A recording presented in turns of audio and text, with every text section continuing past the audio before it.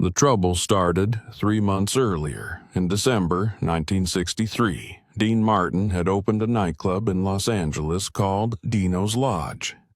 It was a legitimate business venture, a high-end club where Dean could perform occasionally and investors could make money.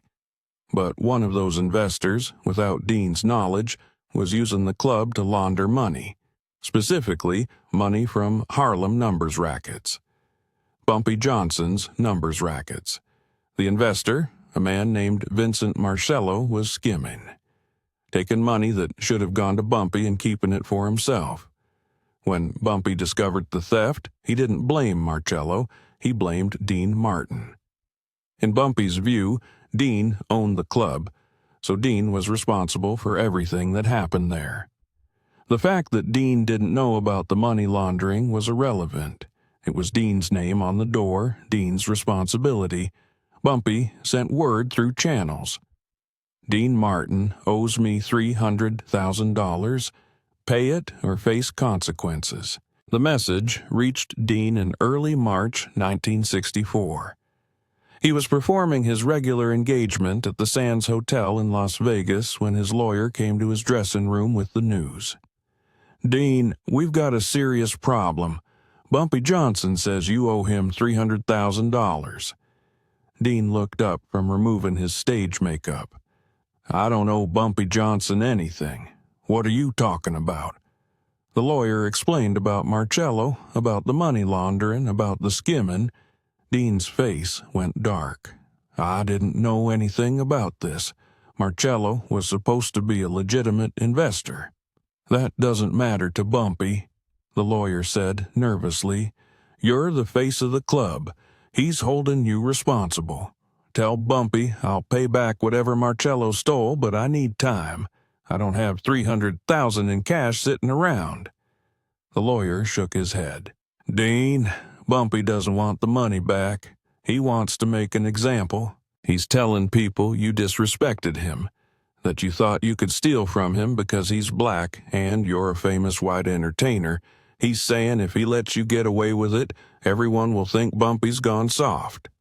Dean felt ice in his stomach. "What are you saying?" "I'm saying Bumpy put out a contract on you, tomorrow night, here at the Sands." Dean sat down heavily. "Who else knows about this? Your security team, hotel management." "And I called Frank." Frank Sinatra arrived at the Sands 2 hours later. He burst into Dean's suite where Dean was meeting with his lawyer and security chief. "Dean, you need to leave Vegas, tonight." Dean looked at his friend. "Frank, I can't run. If I run, I'll be running forever. Then we'll get you protection. I'll call Sam Giancana. The Chicago guys can talk to Bumpy."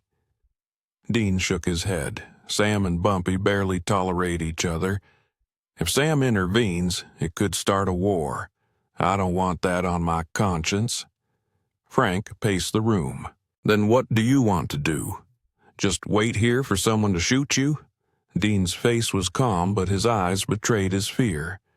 "I want to fix this. I want to talk to Bumpy directly, explain that I didn't know about Marcello, that I'm not trying to disrespect him, but Bumpy won't take my calls." Frank stopped pacing. "Then I'll talk to him." "You can't," Dean said. "Bumpy's in New York. His crew is here. Even if you could reach him, why would he listen to you?" "Because," Frank said, his voice hard, "Bumpy and I have history. We worked out that Apollo Theater thing back in '58. He respects me." "Maybe, but this is different." Dean's security chief, a former FBI agent named Mike Romano, spoke up. "Mr. Sinatra, with respect, going to New York would be suicide. Bumpy's not going to negotiate. He's going to see it as weakness. Then he sees it as weakness," Frank snapped. "But I'm not letting Dean get killed over something he didn't do." Sammy Davis Jr. arrived around midnight. He'd heard about the contract through his own sources in Harlem. When he walked into Dean's suite and heard that Frank was planning to fly to New York to confront Bumpy Johnson, Sammy's face went white. "Frank, you can't do this. This isn't some made-for-TV movie where you walk in and talk the bad guy down. This is Bumpy Johnson. He's killed men for less than what Marcello did."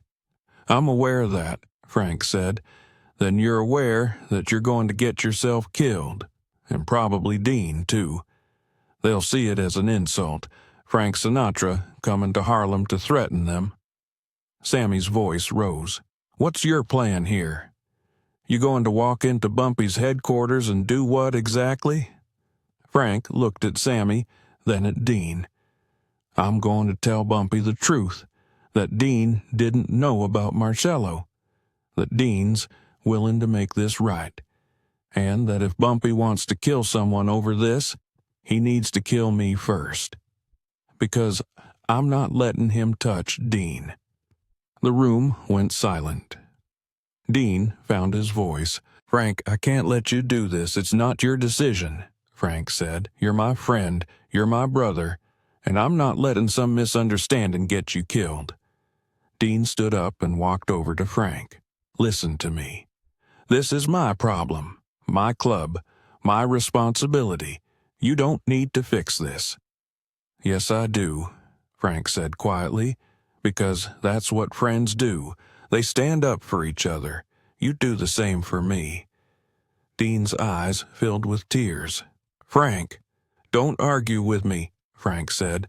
"I'm leaving in an hour." Sammy tried one more time. "Frank, this is insane, even for you." "Maybe," Frank agreed. "But what's the alternative? We let Dean die because we're too scared to help him? That's not who we are. That's not who I am."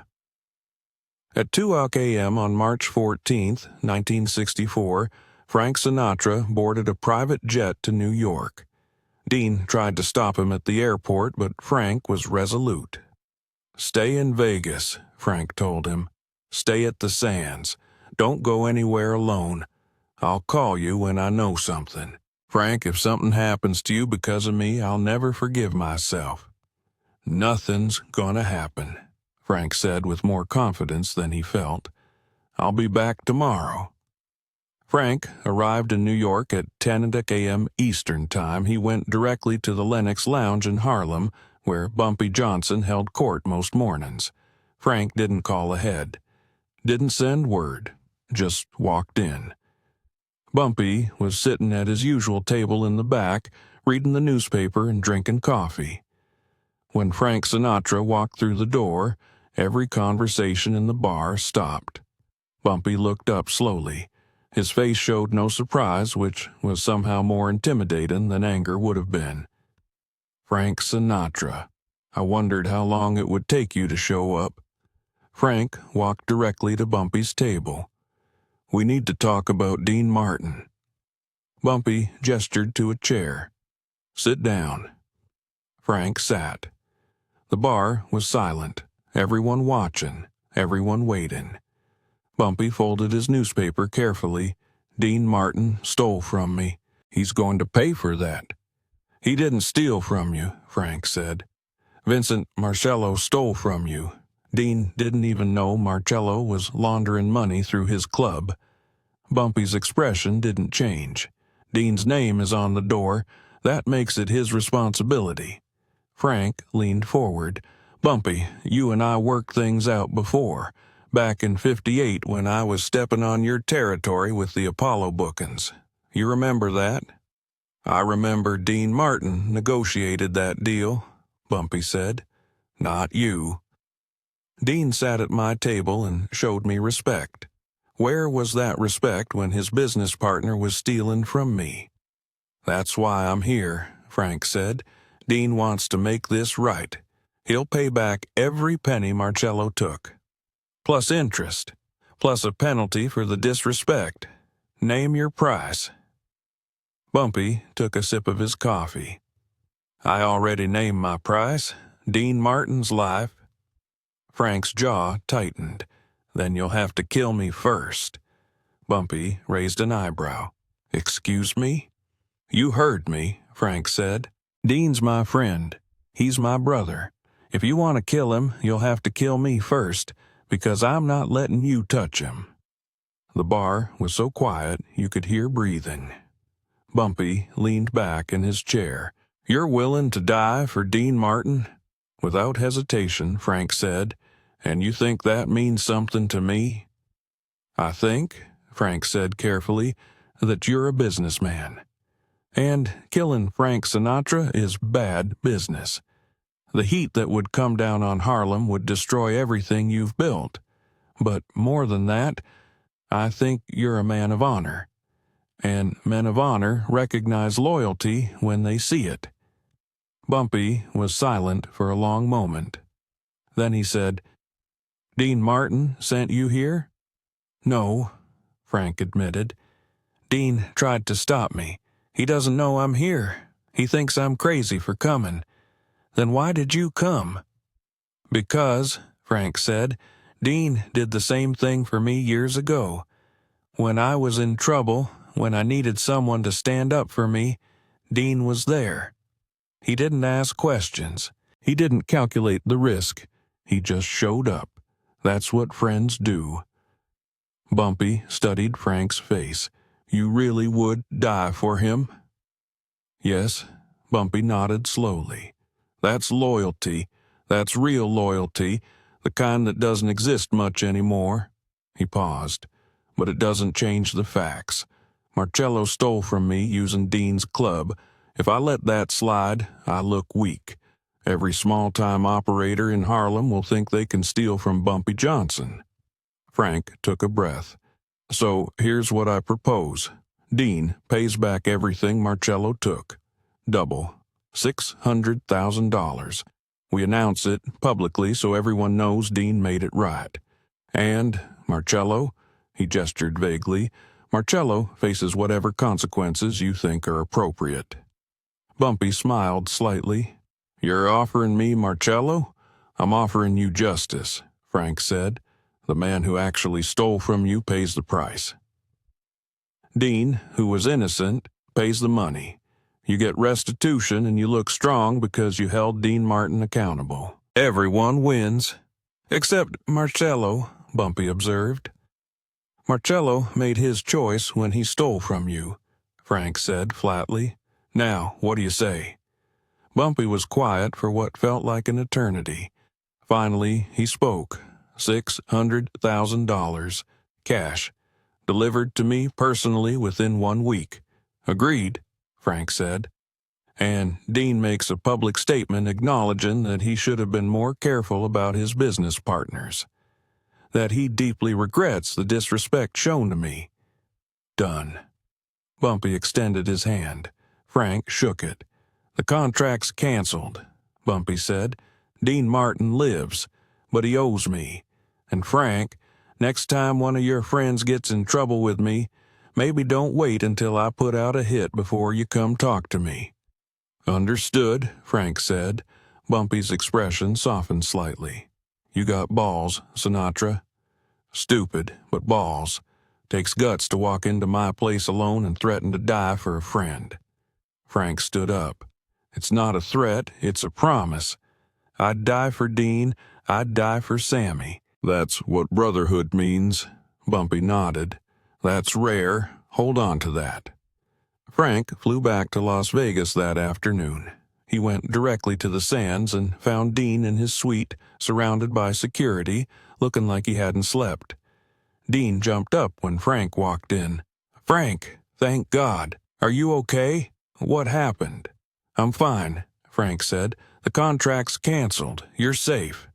Dean stared at him. "What? How?" Frank explained the deal. $600,000. Dean went pale. "Jesus Christ, Frank, that's my entire savings." "I know," Frank said, "but you'll be alive to rebuild it." Dean taid down. "And Marcello?" "Bumpy will handle Marcello," Frank said. "Trust me, you don't want to know the details." Sammy, who'd been waiting with Dean, looked at Frank in awe. "You actually did it. You walked into Bumpy's headquarters and negotiated Dean's life." Frank shrugged. "What else was I going to do? Let them kill him?" Sammy shook his head slowly. "Frank, that was the craziest thing I've ever seen you do. And I've seen you do a lot of crazy things, but walking into Harlem alone to face Bumpy Johnson, that's suicidal." "It worked, didn't it?" Frank said. "That's not the point," Sammy insisted. "You could have been killed, but I wasn't," Frank said. "And Dean's alive, that's all that matters." Dean walked over to Frank. His voice was thick with emotion. "Frank, I don't know what to say. You didn't have to do that." "Yes, I did," Frank said. "You're my brother, Dean. You'd have done the same for me." Dean pulled Frank into a hug. Both men were crying. Sammy wiped his own eyes.